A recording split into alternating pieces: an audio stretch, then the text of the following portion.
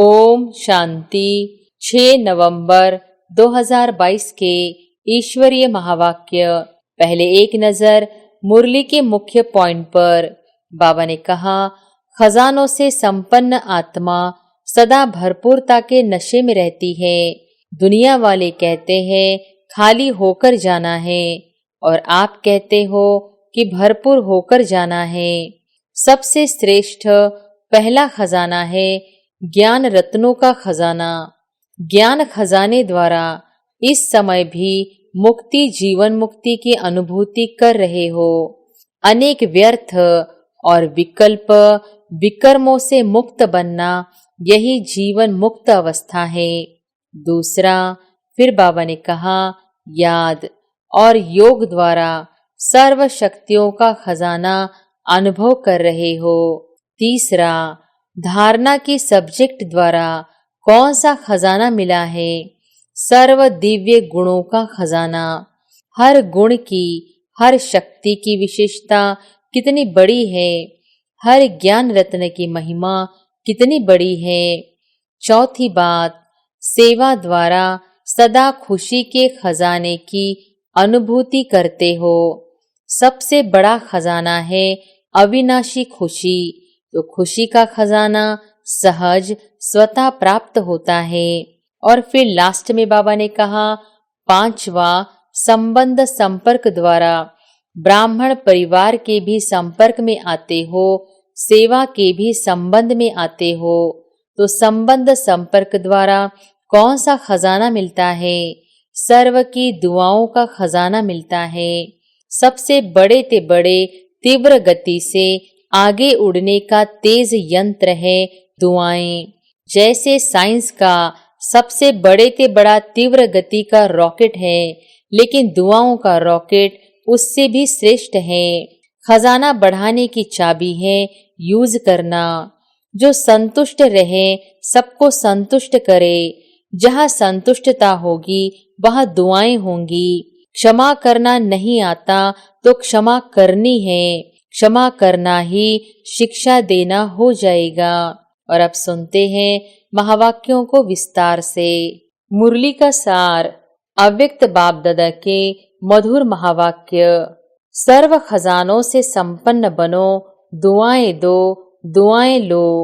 आज सर्व खजानों के मालिक अपने संपन्न बच्चों को देख रहे हैं।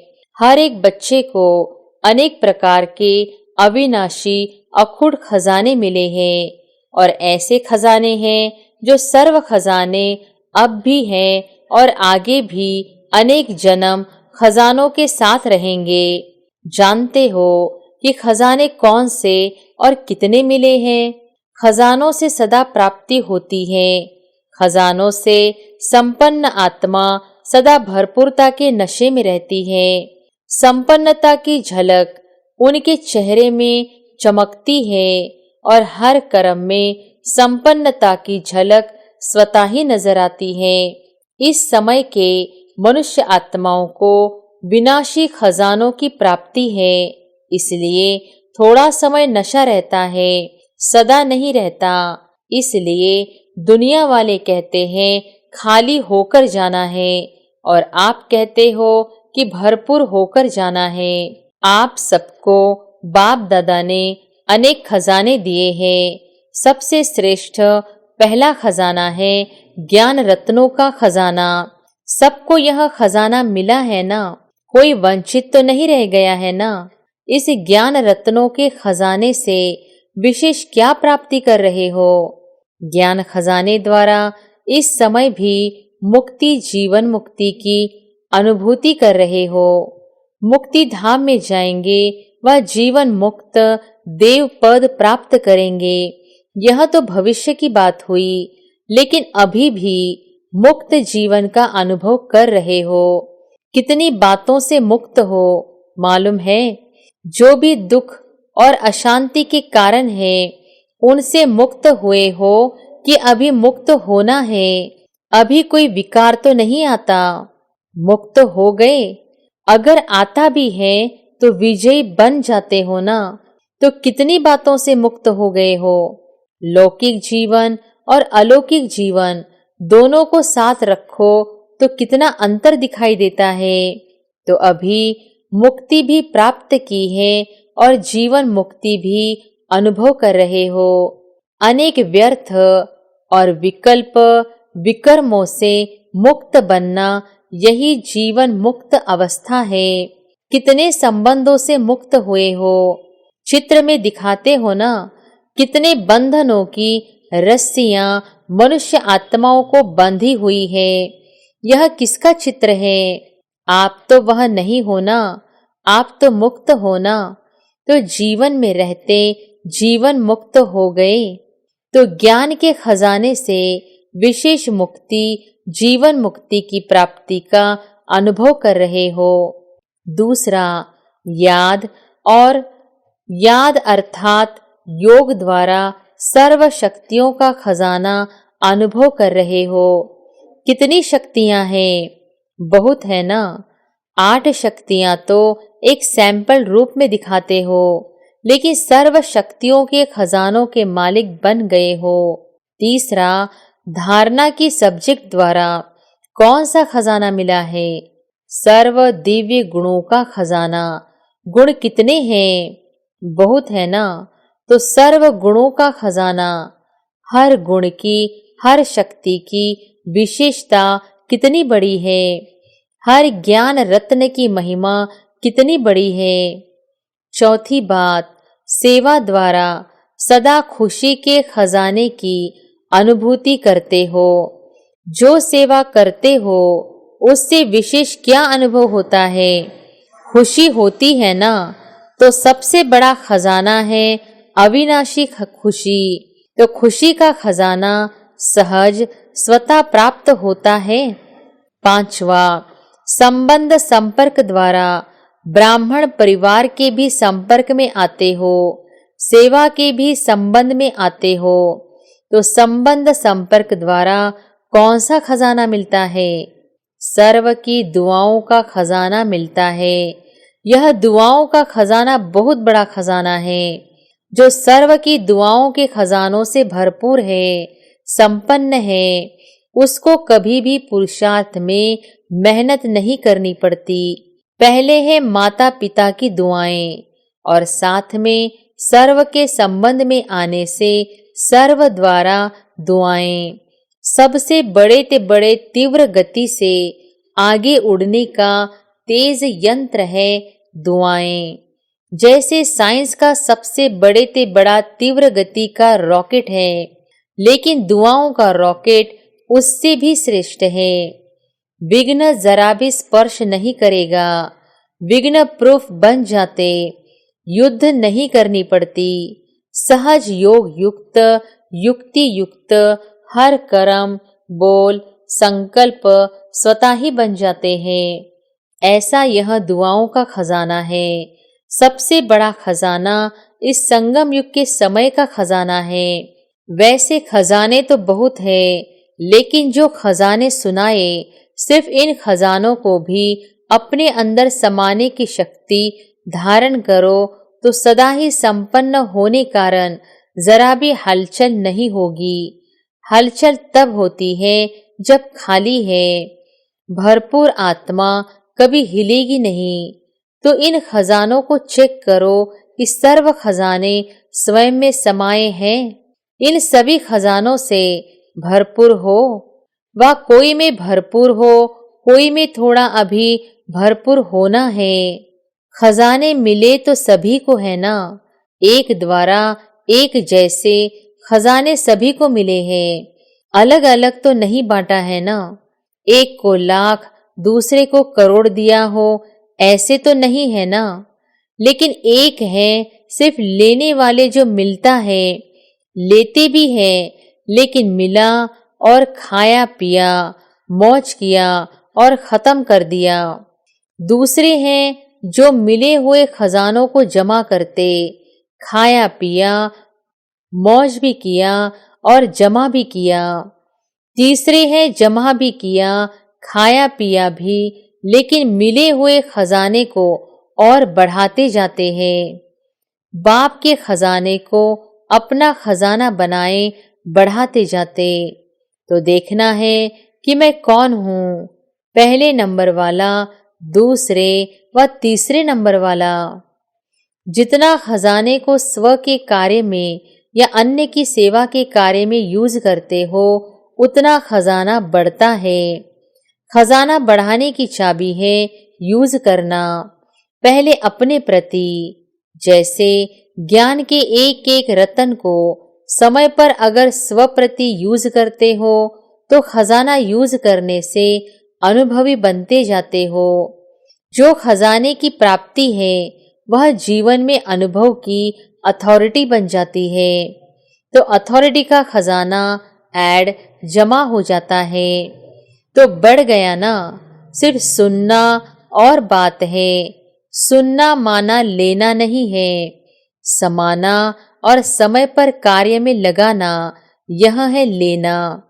सुनने वाले क्या करते और समाने वाले क्या करते, दोनों में महान अंतर है।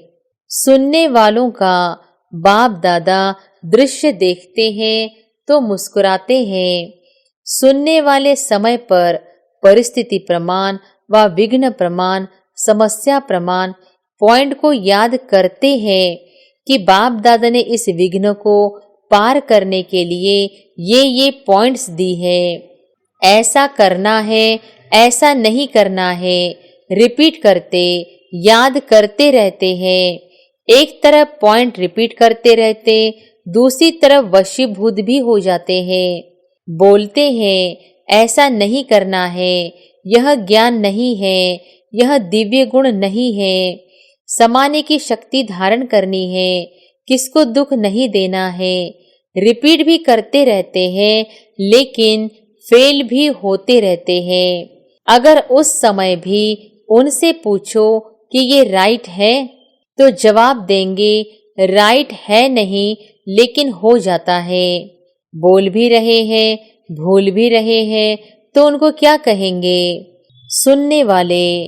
सुनना बहुत अच्छा लगता है, पॉइंट बड़ी अच्छी शक्तिशाली है, लेकिन यूज करने के समय अगर शक्तिशाली पॉइंट ने विजयी नहीं बनाया व आधा विजयी बनाया तो उसको क्या कहेंगे?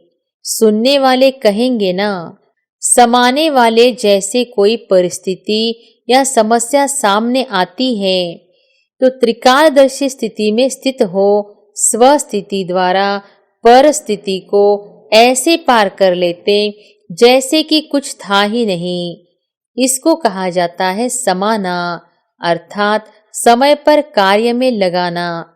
समय प्रमाण हर शक्ति को, हर पॉइंट को, हर गुण को ऑर्डर से चलाना। जैसे कोई स्थूल खजाना है तो खजाने को स्वयं खजाना यूज नहीं करता, लेकिन खजाने को यूज करने वाली मनुष्य आत्माएं हैं। वो जब चाहे, जितना चाहे, जैसे चाहे वैसे यूज कर सकती है। ऐसे यह जो भी सर्व खजाने सुनाए, उनके मालिक कौन? आप हो व दूसरे हैं? मालिक है ना। मालिक का काम क्या होता है? खजाना उसको चलाए या वो खजाने को चलाए?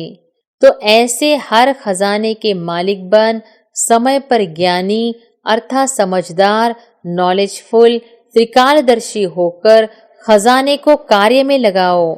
ऐसे नहीं कि समय आने पर ऑर्डर करो सहन शक्ति को और कार्य पूरा हो जाए फिर सहन शक्ति आए।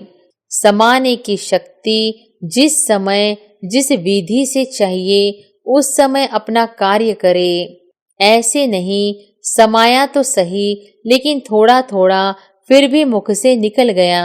आधा घंटा समाया और 1 सेकंड समाने के बजाय बोल दिया तो इसको क्या कहेंगे?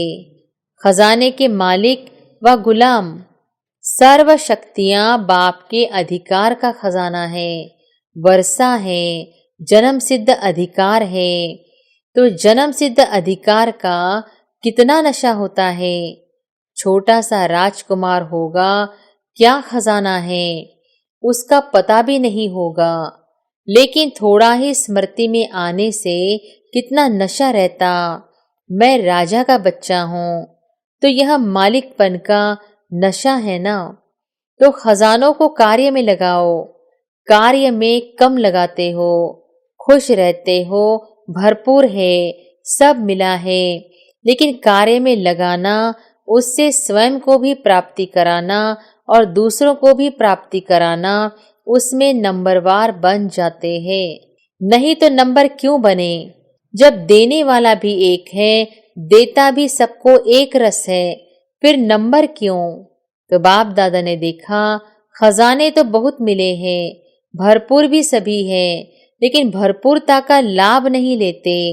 जैसे लौकिक में भी कईयों को धन से आनंद या लाभ प्राप्त करने का तरीका आता है, और कोई के पास होगा भी बहुत धन, लेकिन यूज करने का तरीका नहीं आता, इसलिए होते हुए भी जैसे कि नहीं है। तो अंडरलाइन क्या करना है, सिर्फ सुनने वाले नहीं बनो, यूज करने की विधि से अब भी सिद्धि को प्राप्त करो और अनेक जन्मों की सद्गति प्राप्त करो। दिव्य गुण भी बाप का वर्षा है, जो तो प्राप्त हुए वर्षे को कार्य में लगाना क्या मुश्किल है। ऑर्डर करो, ऑर्डर करना नहीं आता, मालिक को ही ऑर्डर करना आता, कमजोर को ऑर्डर करना नहीं आता। वह सोचेगा कहूँ व नहीं कहूँ, पता नहीं मदद मिलेगी व नहीं मिलेगी।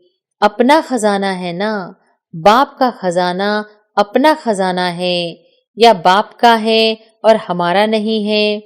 बाप ने किसके लिए दिया, बाप ने किस लिए दिया, अपना बनाने के लिए दिया या सिर्फ देखकर खुश होने के लिए दिया। कर्म में लगाने के लिए मिला है। रिजल्ट में देखा जाता है कि सभी खजानों को जमा करने की विधि कम आती है। ज्ञान का अर्थ भी यह नहीं कि पॉइंट रिपीट करना या बुद्धि में रखना।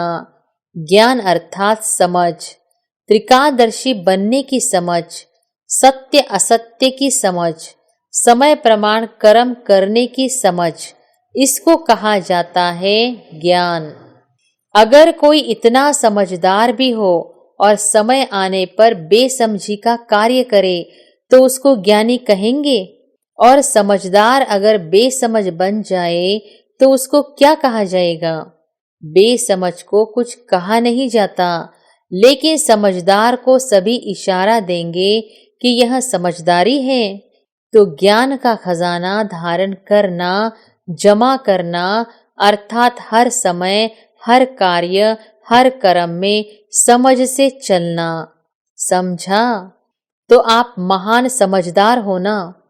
ज्ञानी तो आत्मा हो या ज्ञान सुनने वाली तो आत्मा हो। चेक करो कि ऐसे ज्ञानी तो आत्मा कहाँ तक बने हैं। प्रैक्टिकल कर्म में, बोलने में, ऐसे तो सबसे हाथ उठवाओ तो सब कहेंगे हम लक्ष्मी नारायण बनेंगे। कोई नहीं कहेगा हम राम सीता बनेंगे, लेकिन कोई तो बनेंगे ना। सभी कहेंगे हम विश्व महाराजा बनेंगे। अच्छा है, लक्ष्य ऐसा ही ऊंचा रहना चाहिए, लेकिन सिर्फ लक्ष्य तक नहीं, लक्ष्य और लक्षण समान हो। लक्ष्य हो विश्व महाराजन, और कर्म में एक गुण या एक शक्ति भी ऑर्डर नहीं माने तो वह विश्व का महाराजा कैसे बनेंगे। अपना ही खजाना अपने ही काम में नहीं आए तो विश्व का खजाना क्या संभालेंगे। इसलिए सर्व खजानों से संपन्न बनो और विशेष वर्तमान समय यही सहज पुरुषार्थ करो कि सर्व से, बाप दादा से हर समय दुआएं लेते रहे। दुआएं किसको मिलती है? जो संतुष्ट रहे, सबको संतुष्ट करे। जहाँ संतुष्टता होगी वहाँ दुआएं होंगी। और कुछ भी नहीं आता हो, कोई बात नहीं। भाषण नहीं करना आता है, कोई बात नहीं। सर्वगुण धारण करने में मेहनत लगती हो, सर्व शक्तियों को कंट्रोल करने में मेहनत लगती हो, उसको भी छोड़ दो। लेकिन एक बात यह धारण करो कि दुआएं सबको देनी है और दुआएं लेनी है। इसमें कोई मेहनत नहीं करनी पड़ेगी। करके देखो। एक दिन अमृत वेले से लेकर रात तक यही कार्य करो। दुआएं देनी है, दुआएं लेनी है। और फिर रात को चार्ट चेक करो, सहज पुरुषार्थ रहा या मेहनत रही। और कुछ भी नहीं करो, लेकिन दुआएं दो और दुआएं लो। इसमें सब आ जाएगा। दिव्य गुण, शक्तियां आप पे ही आ जाएंगी। कोई आपको दुख दे तो भी आपको दुआएं देनी है, तो सहन शक्ति, समाने की शक्ति होगी ना। सहनशीलता का गुण होगा ना। अंडरस्टूड है। दुआएं लेना और दुआएं देना यह बीज है। इसमें झाड़ स्वतः ही समाया हुआ है। इसकी विधि है, 2 शब्द याद रखो। एक है शिक्षा और दूसरी है क्षमा, रहम। तो शिक्षा देने की कोशिश बहुत करते हो, क्षमा करना नहीं आता, तो क्षमा करनी है। क्षमा करना ही शिक्षा देना हो जाएगा। शिक्षा देते हो तो क्षमा भूल जाते हो, लेकिन क्षमा करेंगे तो शिक्षा स्वतः आ जाएगी। शिक्षक बनना बहुत सहज है। सप्ताह कोर्स के बाद ही शिक्षक बन जाते हो। तो क्षमा करनी है, रहमदिल बनना है। सिर्फ शिक्षक नहीं बनना है। क्षमा करेंगे, अभी से यह संस्कार धारण करेंगे, तभी दुआएं दे सकेंगे। और अभी से दुआएं देने का संस्कार पक्का करेंगे, तभी आपके जड़ चित्रों से भी दुआएं लेते रहेंगे। चित्रों के सामने जाकर क्या कहते हो? दुआ करो, मर्सी, रहम दो। आपके जड़ चित्रों से जब दुआएं मिलती हैं, तो चैतन्य में आत्माओं से कितनी दुआएं मिलेंगी। दुआओं का अखूट खजाना बाप दादा से हर कदम में मिल रहा है। लेने वाले लेवे। आप देखो, अगर श्रीमत प्रमाण कोई भी कदम उठाते हो तो क्या अनुभव होता है? बाप की दुआएं मिलती है ना। और अगर हर कदम श्रीमत पर चलो तो हर कदम में कितनी दुआएं मिलेंगी। दुआओं का खजाना कितना भरपूर हो जाएगा। कोई भले क्या भी देवे, लेकिन आप उसको दुआएं दो। चाहे कोई क्रोध भी करता है, उसमें भी दुआएं हैं। क्रोध में दुआएं हैं कि लड़ाई है। चाहे कोई कितना भी क्रोध करता है, लेकिन आपको याद दिलाता है कि मैं तो परवश हूँ, लेकिन आप मास्टर सर्वशक्तिवान हो, तो दुआएं मिली ना। याद दिलाया कि आप मास्टर सर्वशक्तिवान हो, आप शीतल जल डालने वाले हो, तो क्रोधी ने दुआएं दी ना। वह क्या भी करे, लेकिन आप उससे दुआएं लो। सुनाया ना। गुलाब के पुष्प में भी देखो कितनी विशेषता है। कितनी गंदी खाद से, बदबू से खुद क्या लेता है? खुशबू लेता है ना।